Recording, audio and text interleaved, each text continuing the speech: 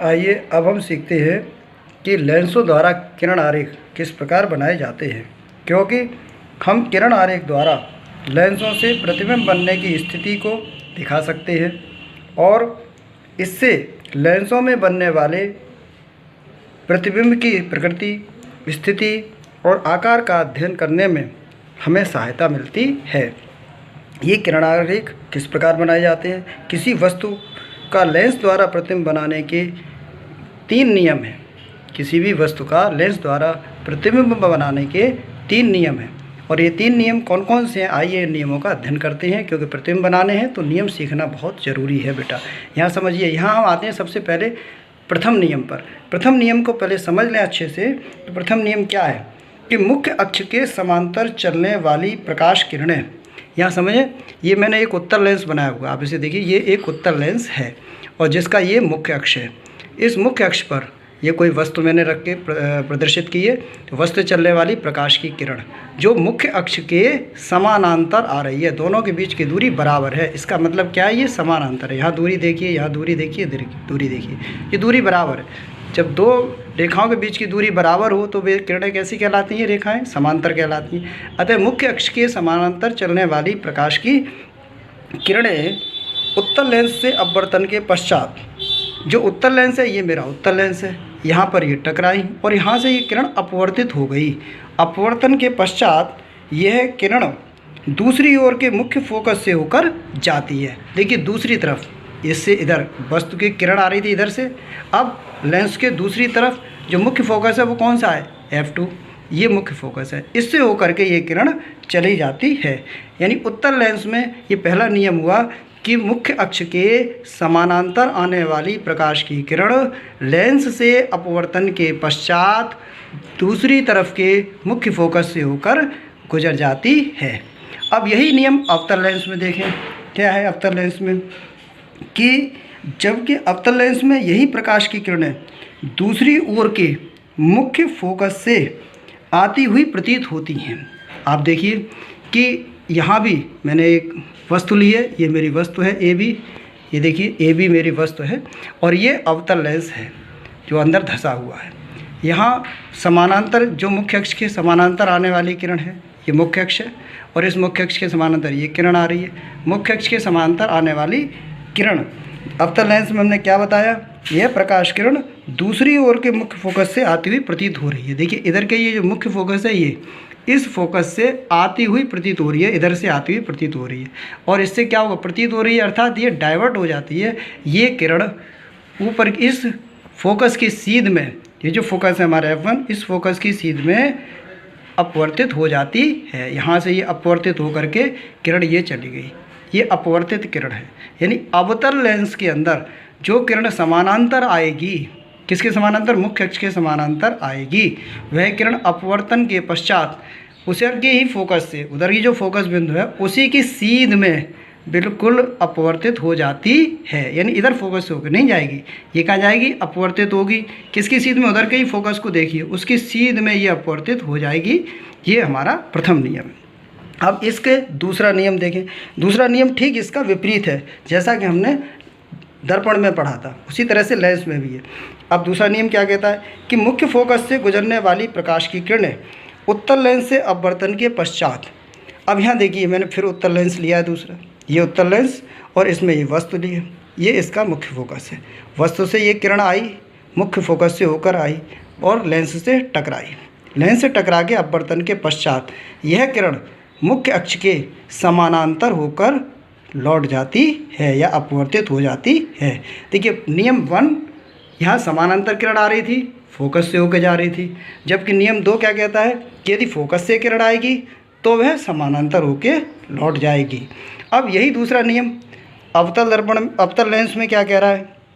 जबकि अवतल लेंस में मुख्य फोकस पर प्रतीत होने वाली प्रकाश की किरण, कहाँ पर? मुख्य फोकस पर प्रतीत होने वाली। देखिए ये किरण आ रही है और जो कैसे प्रतीत हो रही है कि मुख्य फोकस पर जाके मिल रही है, ये ऐसा प्रतीत हो रहा है, अंदर नहीं जा रही, अंदर तो जाएगी लेकिन अपवर्तित हो रही है। लेकिन प्रतीत ये हो रहा है कि कहाँ से आ रही है? मुख्य फोकस से आ रही है, ये मुख्य फोकस से आ रही है। प्रतीत होने वाली प्रकाश की किरण अपवर्तन के पश्चात क्या करेगी? मुख्य अक्ष के समानांतर होके लौट जाती है। अपवर्तन के पश्चात मुख्य अक्ष के समानांतर होकर लौट जाती है। यहाँ देखिए, ये किरण आई अपवर्तन के लिए, आपतित किरण आई, अवतल लेंस से टकराई, अपवर्तन के पश्चात ये मुख्य अक्ष के समानांतर होकर ये अपवर्तित हो गई।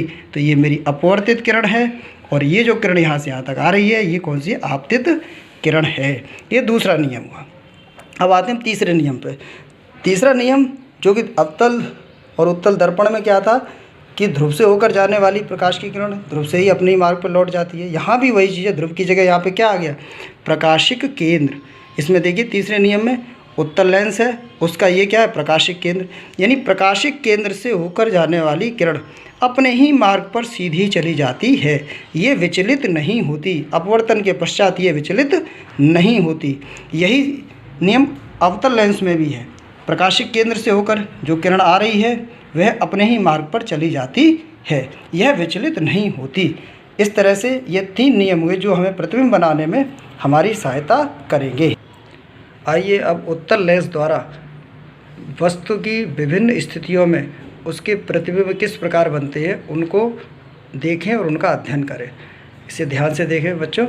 यहाँ हम सबसे पहले वस्तु को अनंत पर रख रहे हैं, यानी वस्तु यदि अनंत पर रखी है तो प्रतिबिंब कैसा बनेगा ये हमें जानना है। तो पहली स्थिति का हम अवलोकन करें। स्थिति 1 मैंने यहाँ लिखा है, स्थिति 1 जब वस्तु अनंत पर रखी हो तो हमारा प्रतिबिंब कैसे बनेगा। देखिए यहाँ हमने ये उत्तल लेंस लिया है, उत्तल लेंस आप समझ रहे होंगे, और ये उस उत्तल लेंस का मुख्य अक्ष है।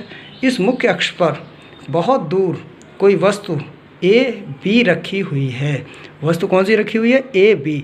यहाँ देखिए वस्तु को मैंने यहाँ से बनाया ए से और यहाँ तक सीधी रेखा, फिर ये डैश डैश दिखा है, इसलिए कि जब वस्तु अनंत पर रखी हुई है तो हमें उसकी लंबाई का भी पता नहीं है कितनी बड़ी वस्तु है, इसलिए ऊपर का भी सिरा पता नहीं कितना ऊपर होगा, इसलिए मान लिया है कि यहाँ पर कहीं ना कोई एंड हो रहा होगा उस वस्तु का सिरे का, और उस बिंदु को मैंने क्या माना, बी।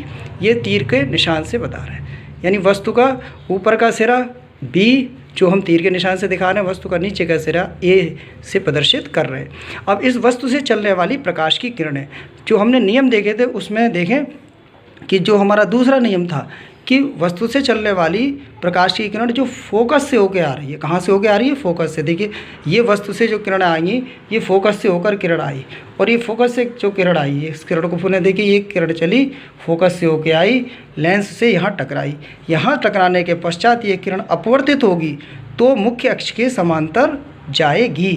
तो ये मुख्य अक्ष ये था मेरा, इस मुख्य अक्ष के समानांतर ये किरण यहाँ से चली और ये किरण अपवर्तित होकर सीधी चली गई। ये पहली किरण हुई। अब इसी जो प्रतिबिंब बनाने के लिए हमें दूसरी किरण का भी लेना आवश्यक है। अब दूसरी किरण हम कैसे लेंगे, ये तीसरे नियम से ली हमने दूसरी किरण। तीसरा नियम क्या था, तीसरे नियम के लिए इसी किरण के समानांतर एक और किरण ले ली जो कहाँ से आ रही है, अनंत से आ रही है। अनंत से आ रही है इसलिए मैंने समानांतर ले ली है। और ये किरण कहाँ से आ रही है, प्रकाशिक केंद्र से, प्रकाशिक केंद्र पर आ रही है। कहाँ से आ रही है, अनंत से आ रही है। वस्तु से आने वाली ये किरण जो प्रकाशिक केंद्र पर आ रही है, और प्रकाशिक केंद्र पर आने के बाद ये किरण अपने मार्ग से विचलित नहीं होगी, अपने ही मार्ग पर सीधी चली जाएगी, जो तीसरा नियम यहाँ पर ये प्रयोग हो रहा है। और ये किरण क्या हो गई, यहाँ पर अपवर्तित किरण। कहाँ से, प्रकाशिक केंद्र से आगे ये अपवर्तित किरण है, भले ही अपने मार्ग पर जा रही है।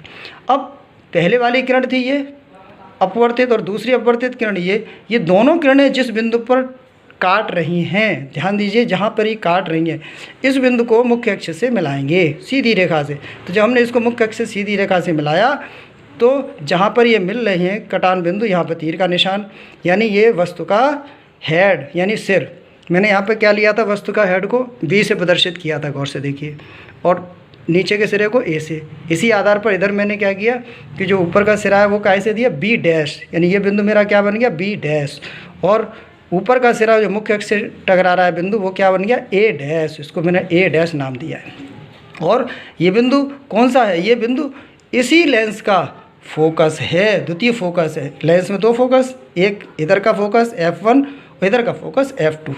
यानी अगर इधर से वस्तु अनंत पर रखी हुई है बाईं ओर तो उसका प्रतिबिंब दाहिनी ओर फोकस पर बनेगा। कैसा बनेगा, उल्टा बनेगा।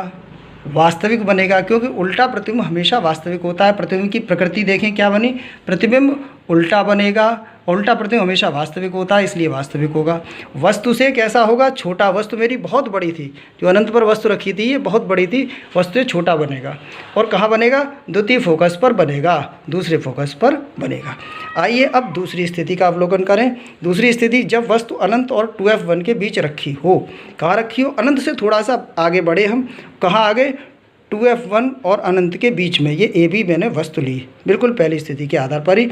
यहाँ भी मेरा एक उत्तर लेंस बनाया है, और इस उत्तर लेंस से कैसे प्रतिबिंब बनेगा इसको देखिए। ये उत्तर लेंस, ये उसका प्रकाशिक केंद्र, ये प्रथम फोकस, और ये 2f1 उससे दूना, और वस्तु ए बी। अब यहाँ ए बी से चलने वाली प्रकाश की किरण, यहाँ देखिए पहला नियम लगा।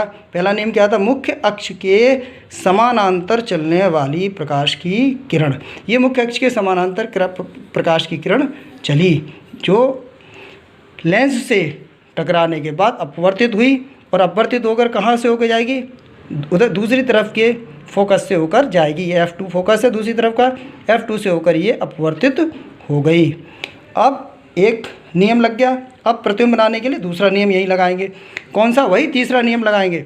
वस्तु से देखिए, वस्तु का सिरा वही बी से किरण चली, कौन सी, कहाँ से होकर के जा रही है, प्रकाशिक केंद्र से होकर के। तीसरा नियम यही कहता है कि वस्तु से प्रकाशिक केंद्र की ओर आने वाली किरण अपने ही मार्ग पर सीधी चली जाती है। ये यहाँ से देखिए सीधी जा रही है, और ये जहाँ टकराई दोनों किरणें, देखो पहले वाली किरण जो फोकस से आ रही थी ये रही, और ये निकली जो ये गई। ये दोनों किरणें जहाँ टकराई वह बिंदु यही तो आ गया, और ये बिंदु क्या हो गया, बी डैश, और ऊपर वाला बिंदु ए डैश। यहाँ गौर से देखें, यहाँ भी वस्तु मैंने क्या लिया था, नीचे ए ऊपर बी, सिर उसका बी। तो यहाँ भी इसी आधार पर हमें प्रतिबिंब बनाया। नीचे का सिरा ए डैश, ये मेरा क्या है, ए डैश, और नीचे वो, और प्रतिबिंब का जो सिर है वो क्या है, बी डैश, दोनों का कटान बिंदु।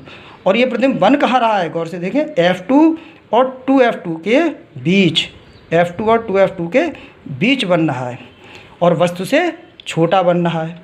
कैसा प्रतिबिंब बनना है, स्थिति का अवलोकन करें। उल्टा है तो उल्टा प्रतिबिंब बनना है, वस्तु से छोटा प्रतिबिंब बनना है, और F2 और 2f2 के बीच बन रहा है, यानी दूसरी तरफ का मुख्य फोकस और उसका 2f2 के बीच ये प्रतिबिंब बनना है।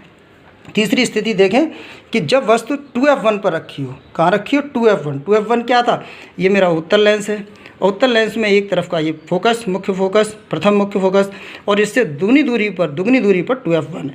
जब वस्तु 2f1 पर रखी हो तो नियम वही लगाएंगे। पहला नियम, मुख्य अक्ष के समानांतर चलने वाली प्रकाश की किरण, वस्तु फिर देख लीजिए ए बी, और बी से चलने वाली प्रकाश की किरण ये आई, अवतल ये उत्तर लेंस से टकराई, और टकराने के पश्चात यहाँ से कहाँ से होकर जाएगी, देखिए फोकस से होकर के ये किरण जा रही है, फोकस से होकर ये किरण जा रही है। तीसरा नियम लगाएंगे। तीसरा नियम क्या कहता है, वही कि वस्तु से होकर चलने वाली प्रकाश की किरण कहाँ, प्रकाशिक केंद्र से होकर कहाँ पे आएगी, प्रकाशिक केंद्र। देखो वस्तु से चली, कहाँ से होकर, प्रकाशिक केंद्र, अपने ही मार्ग पर सीधी चली जाती है। और ये दोनों किरणें, जो पहले वाली किरण जो फोकस से आ रही थी ये रही, और प्रकाशिक केंद्र से आ रही है दूसरी, ये जो अपने ही मार्ग पर जा रही है, जिस बिंदु पर काटती हैं उस बिंदु पर मुख्य अक्ष से सीधी रेखा खींच दें, तो क्या बन गया, ये मेरा प्रतिबिंब। अब इसका नाम क्या रखें, ए डैश बी डैश। क्यों, क्योंकि इधर भी मेरा देखो नीचे का सिरा ए, ऊपर का सिरा बी था, जिधर तीर से प्रदर्शित किया है। तो यहाँ भी नीचे का सिरा मैंने क्या बनाया, ए डैश, और ऊपर का सिरा बी डैश। प्रतिबिंब कैसा बना, प्रतिबिंब की स्थिति का अवलोकन करें। प्रतिबिंब देखिए उल्टा बन रहा है, क्योंकि ये सिरा नीचे को है, उल्टा, वस्तु के बराबर, जितनी बड़ी वस्तु है उतना ही बड़ा प्रतिबिंब बनेगा। और इस स्थिति कहाँ बन रहा है, 2f2 पर। इधर अगर, अर्थात उत्तर लेंस में एक तरफ के 2f1 पर रखी वस्तु का प्रतिबिंब दूसरी तरफ 2f2 पर बनेगा।